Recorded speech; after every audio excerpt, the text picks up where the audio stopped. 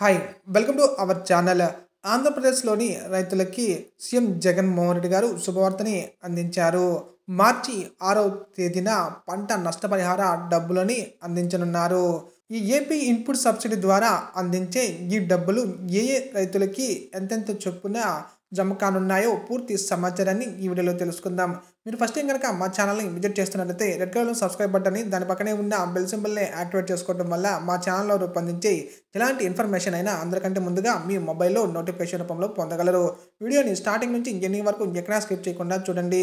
వీడియోలోని సమాచారం మీకు నచ్చినట్లయితే లైక్ చేసి వీలైనంత మందికి షేర్ చేయండి. 2023 సంవత్సరంలో మిచాంగ్ తుఫాను వల్ల పంట నష్టపోయిన రైతులకి, అలాగే కరువుల వల్ల పంటలో కోల్పోయిన రైతులకి మార్చి 6వ తేదీన ఆంధ్రప్రదేశ్ సీఎం జగన్మోహన్ రెడ్డి గారు ఏపీ ఇన్పుట్ సబ్సిడీ పథకం ద్వారా 11.59 లక్షల మంది రైతుల యొక్క బ్యాంకుల ఖాతాల్లోకి 1294 కోట్లని పంట నష్టపరిహార డబ్బులుగా ఇన్పుట్ సబ్సిడీ పథకం ద్వారా సీఎం జగన్మోహన్ రెడ్డి గారు మార్చి 6వ తేదీన తన క్యాంపు కార్యాలయం నుంచి అర్హులైన రైతుల యొక్క బ్యాంకు ఖాతాల్లోకి జమ చేయనున్నారు.